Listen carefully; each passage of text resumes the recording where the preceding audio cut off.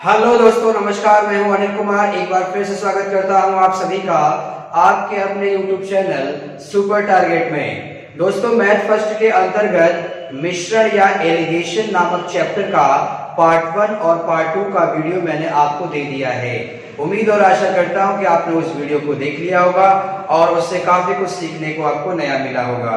अगर आपने उस पार्ट 1 और पार्ट 2 के वीडियो को अभी तक नहीं देखा है तो हमारे चैनल के प्लेलिस्ट में चले जाइए और वहीं पर आपको मिश्रण ही नहीं बल्कि मैथ फर्स्ट से रिलेटेड और भी चैप्टर्स के बहुत सारे वीडियो वहां पर मिल जाएंगे और उन्हें आप देख सकते हैं और कुछ नया नया सीख सकते हैं।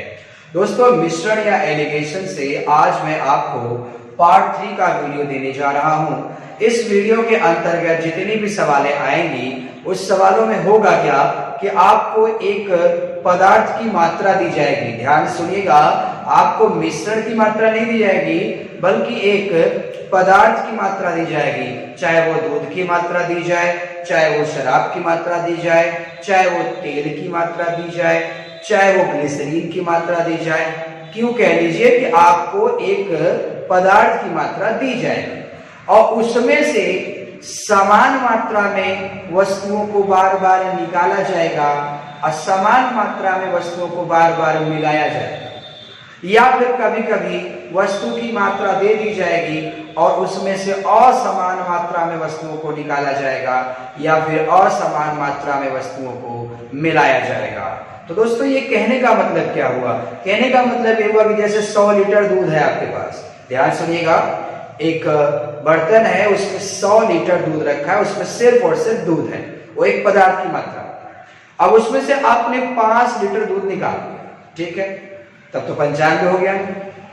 लेकिन नहीं, तुरंत आपने 5 लीटर पानी डाल दिया। पानी डाला तो जितना आपने निकाला उतना आपने मिलाया, लेकिन मिलाया तो कोई और पदार्थ। तो अब जब दूसरे राउंड में आप 5 लीटर निकालेंगे तो दूध नहीं बल्कि दूध के साथ साथ पानी भी उठेगा। तो ऐसे 5 निकालना, 5 फिर मिलाना, 5 निकालना, 5 फिर मिलाना, ऐसी क्रिया कई बार दोहराई जाएगी और आपसे लास्ट में पूछा जाएगा कि बताइए बर्तन में दूध की शुद्ध मात्रा कितनी बची। और जरूरी नहीं कि हर बार 5 लीटर निकाला जाए। एक बार अगर 5 निकाला तो 5 मिला दिया, फिर दूसरी बार 10 भी निकाल सकता है। यानी समान मात्रा निकाली जाए, समान मात्रा मिलाई जाए, या फिर असमान मात्रा निकाली जाए, असमान मात्रा मिलाई जाए। तो ऐसे सवालों को कैसे लगाएंगे वही आज हम आपको बताएंगे। तो वीडियो काफी रोचक होने वाला है, इसके लिए वीडियो को अंत तक देखिएगा, वीडियो छोड़कर कहीं जाइएगा नहीं। दोस्तों, आइए शुरू करते हैं।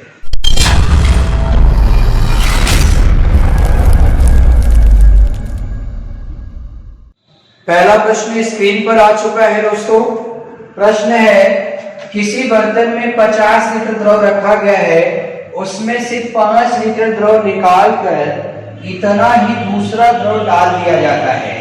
यह क्रिया 3 बार की गई, अंत में पहले द्रव की मात्रा कितनी रह जाएगी? अगर मैं इसको काफी विस्तार में आपको समझाऊं तो ये प्रश्न कहना चाहता है कि कोई बर्तन है, उसमें 50 लीटर द्रव रखा गया है। द्रव मतलब लिक्विड, और लिक्विड में दूध भी हो सकता है, शराब भी हो सकता है, ग्लिसरीन भी हो सकता है, तेल भी हो सकता है।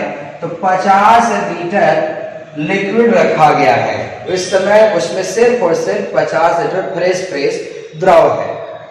अब हुआ क्या, उसमें से 5 लीटर द्रव निकाल दिया, ठीक है, लेकिन निकाल कर इतना ही दूसरा द्रव डाल दिया, दूसरा द्रव डाला। अगर उसमें दूध था 50 लीटर तो 5 लीटर निकाल के 5 लीटर पानी डाल दिया, मतलब लिक्विड डाला लेकिन दूसरा कुछ डाला, तब तो मिश्रण हो गया। फिर उसके बाद 5 फिर निकाला, 5 फिर डाला, फिर 5 निकाला, फिर 5 मिलाया। तो इस प्रकार निकालने और मिलाने वाली क्रिया कुल कितनी बार की गई? 3 बार की गई। तो बताइए अंत में प्रारंभिक जो द्रव था, यानी अंत में जो पहले वाला द्रव था, जो फ्रेश द्रव ही था, उसमें वो कितना रह जाएगा? कैसे लगाएंगे इस तरह की सवाल? जाहिर सी बात है यार कि जब 50 लीटर अगर उसमें दूध रखा हुआ था, 5 निकालोगे तो बच गया 45, लेकिन 5 अगर पानी में मिला दिया तो हो गया 50, लेकिन दूधवा तो उसमें 45 रहेगा। फिर दूसरे राउंड में अगर 5 निकालेंगे तो उस 5 में दूध और पानी दोनों निकलेगा ना। आप ही जरा सोचिए, उस दूसरे राउंड में दूध और पानी दोनों निकलेगा, तो दूसरे राउंड में कितना दूध निकला बता सकते हैं आप? बिल्कुल नहीं बता सकते। तो इस तरह के सवालों में अंत में पहले वाले द्रव की मात्रा कितनी रह जाएगी, यही आपसे पूछेगा। तो कैसे आप लगाएंगे चुटकियों में, आइए बताइए। सबसे पहले प्रारंभिक मात्रा कितनी है वो लिख लीजिए। प्रारंभिक मात्रा 50 है। अब उसके बाद हर राउंड का हिसाब लीजिए। जैसे पहले राउंड में 5 निकाल दिए, तो 50 में 5 निकालेगा तो कितना बचेगा? 45।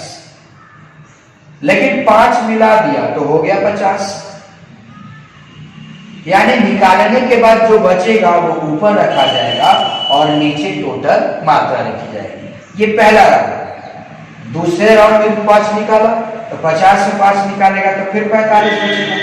अब प्रारंभिक मात्रा कितना है? 50। एक राउंड और फिर 5 निकाला तो 45 बचा और प्रारंभिक मात्रा कितना है? 50। अब इसी को हल कर लीजिए, आपका आंसर आएगा। आइए देखा जाए। 5 से काटिए, 5 नवा 45, 5 दहा 50, 5 नवा 45, 5 दहा 50, 5 नवा 45, 5 दहा 50। 1 0 1 0 करिए। ठीक है, इतना समझ में आ गया। 9 पर 9 में अगर 3 बार गुणा करेंगे तो 729 आएगा। अब गुणे 5 भी तो करना है। अब बटे आप देख रहे हैं 10 दहा में 100। अब आप 5 से 100 को काट सकते हैं 20 बार में, लेकिन मत काटिए, 0 बनाए रखिए, वो बाद में दशमलव लगाने में काम आ जाएगा। 5 से गुणा कर दीजिए। 5 नवा 45 के 5, हाथ में आ गया 4, 5 गुना 10 4 14, हाथ में आ गया 1, 5 7 35 से 36 बटा 100। तो दोस्तों डबल 0 है तो डबल अंक पर दशमलव लग जाएगा, यानी 36.45 लीटर। आपसे पूछा था कि 5 निकाले 5 मिलाए, 5 निकाले 5 मिलाए, इस तरह से अगर 3 बार क्रिया दोहराएं तो बताइए अंत में प्रारंभिक द्रव की कितनी मात्रा रह जाएगी। भाई प्रारंभिक द्रव तो 50 लीटर था, लेकिन इस तरह से निकालना मिलाना के चक्कर में कितना रह गया? वो 36.45। आइए और प्रश्न देखते हैं। आइए आज के टॉपिक का दूसरा प्रश्न देख लिया जाए। प्रश्न है, किसी बर्तन में 110 किलोग्राम दूध रखा गया है, उसमें से 11 किलोग्राम दूध निकालकर इतना ही पानी डाल दिया जाता है। यह क्रिया 2 बार और की गई। ध्यान दीजिएगा, यह क्रिया 2 बार और की गई। अंत में बर्तन में शुद्ध दूध की कितनी मात्रा रह जाएगी? दोस्तों प्रश्न कहना चाहता है कि एक बर्तन है, उसमें 110 लीटर दूध या 110 किलोग्राम दूध शुद्ध रखा गया है, उसमें और कोई भी मात्रा और कोई भी दूसरे वस्तु की मात्रा नहीं मिलाई गई है। ठीक है, उसमें से 11 किलोग्राम दूध निकाल दिया गया, मतलब 110 किलोग्राम का जो दूध था उसमें से 11 किलोग्राम दूध निकाल दिया गया, तब तो 99 बचा। लेकिन कहाँ? तुरंत 11 किलोग्राम दूसरा कुछ डाल दिया गया, लिखा है ना, निकाल कर इतना ही पानी डाल दिया गया, तब तो 110 फिर हो गया। लेकिन दोस्तों 110 दूध कहाँ हुआ? दूध तो पहले ही 11 कम कर दिया आपने। अब 110 जो आपके सामने वो मिश्रण है, फिर ऐसे ही 11 निकाला, 11 डाला, तो ये क्रिया आपने कुल 3 बार की है। घबराइए ना, यहाँ लिखा है 2 बार और की गई, यानी 1 बार तो पहले किया था, 2 बार और किया, यानी टोटल मिला कितनी बार किया? 3 बार। तो कैसे लगाएंगे? सबसे पहले प्रारंभिक मात्रा लिखिए 110। उसके बाद पहले राउंड में आपने कितना मात्रा उसमें से निकाला? 11। तो जैसे ही 110 में 11 निकालेंगे 99 बटे प्रारंभिक मात्रा 110, ये पहला राउंड। इसके बाद लिखा ना यह क्रिया 2 बार और की है, तो इसी को 2 बार और लिख दीजिए, 99 बटा 110, 99 बटा 110। अगर ये लिखा होता है यह क्रिया 2 बार की गई तो बस 2 ही बार होना चाहिए, तब 3 बार की। यह लिखा है 2 बार और की गई, मतलब 1 बार तो पहले हुआ, 2 बार और, यानी 3 बार की गई। अब इसे हल करिए, काट देखिए 11 से काटिए, 11 दहा में 11 नवा 99, 11 दहा में 11 नवा 99, ऐसे आप काट। अब देखिए 1 0 कट गया, 9 का 3 बार गुणा करेंगे तो 729 आएगा। अब गुणे 11 भी करना है। अब बटे देखिए 10 दहा में 100 है। अब 11 का पहाड़ा पढ़ लीजिए, 11 9 99, 9 9 हाथ में भी आ गया, 11 दूना 22, 9 31, हाथ में 3 आ गया, 11 7 77, 3 80, अब बटा 100। 2 अंक पे से 2 जीरो है, यानी कि दशमलव कितने अंक लगेगा, 2 अंक पे 80.19 किलोग्राम मात्रा रह जाएगी अंत में बर्तन में। लिखा है ना, यह क्रिया अगर 2 बार और की जाए तो अंत में बर्तन में शुद्ध दूध की कितनी मात्रा रह जाएगी। शुद्ध दूध कहने का मतलब 110 किलोग्राम शुद्ध दूध था, ये निकाला गया और मिलाया गया। ये क्रिया जब 3 बार टोटल हुआ तब लास्ट में कितना दूध बचा, तो आंसर होगा 80.19 किलोग्राम बचा। कभी कभी क्या होता है कि निकालने और मिलाने वाली जो मात्रा होती है वो अलग अलग होती है, असमान होती है। तो कैसे लगाएंगे, आइए बताते। आइए दोस्तों, आज का तीसरा प्रश्न देख लिया जाए। प्रश्न स्क्रीन पर आ चुका है। एक बर्तन में 40 लीटर ग्लिसरीन रखा है, उसमें से 5 लीटर ग्लिसरीन निकालकर उतना ही पानी डाल दिया गया। इसके बाद 10 लीटर मिश्रण निकालकर इतना ही पानी डाल दिया गया। पुनः 8 लीटर मिश्रण निकालकर इतना ही पानी डाला गया। अंत में बर्तन में ग्लिसरीन की कितनी मात्रा रह जाएगी। आप देख पा रहे होंगे ग्लिसरीन का मात्रा दिया है शुद्ध 40 लीटर, और निकाली जाने वाली मात्रा और दोबारा मिलाई जाने वाली मात्रा अलग अलग है। जैसा कि अभी 2 सवालों में आपने देखा था कि जितना निकाल रहे थे उतना ही उसमें मिला रहे थे, लेकिन नहीं दोस्तों, अब देख रहे हैं अलग अलग असमान मात्राएं निकाली जा रही हैं, असमान मात्राएं मिलाई जा रही हैं। तो कैसे लगाएंगे, बिल्कुल उसी तरीके से। सबसे पहले आप टोटल मात्रा लिखिए 40। अब उसके बाद जितनी बार निकाला गया है, जितनी बार मिलाया गया है, प्रत्येक बार का हिसाब दीजिए जी। 40 लीटर टोटल मात्रा लिखना है। उसके बाद 5 लीटर ग्लिसरीन निकल गया, तो निकलने के बाद क्या बचेगा, 35। फिर नीचे टोटल मात्रा 40 लीटर, ये पहला राउंड होगा। फिर इसके बाद 10 लीटर निकाल दिया, तो 40 में 10 निकलेगा तो 30।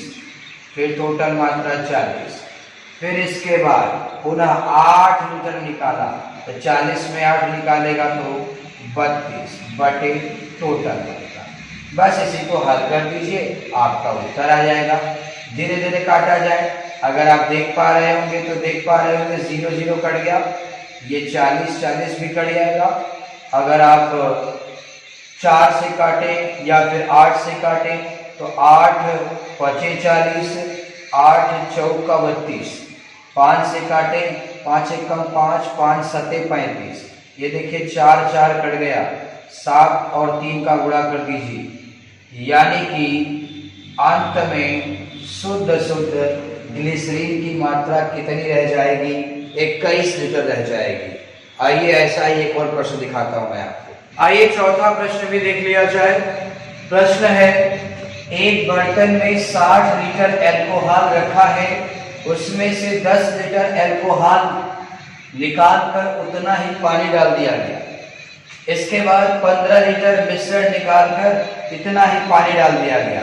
पुनः 12 लीटर मिश्रण निकालकर इतना ही पानी डाल दिया गया। अंत में बर्तन में शुद्ध अल्कोहल की कितनी मात्रा रह जाएगी। जी हाँ दोस्तों, जब किसी एक पदार्थ में मिलाई जाने वाली तथा निकाली जाने वाली मात्राएं अलग अलग हों, यानी असमान मात्रा मिलाई जाए, असमान मात्रा निकाली जाए, तो उस तरह के सवाल कैसे लगाएंगे। बिल्कुल सबसे पहले टोटल मात्रा लिखिए 60। अब सबसे पहले कितना निकाला, 10, तो 10 निकालेंगे तो कितना बचेगा, 50।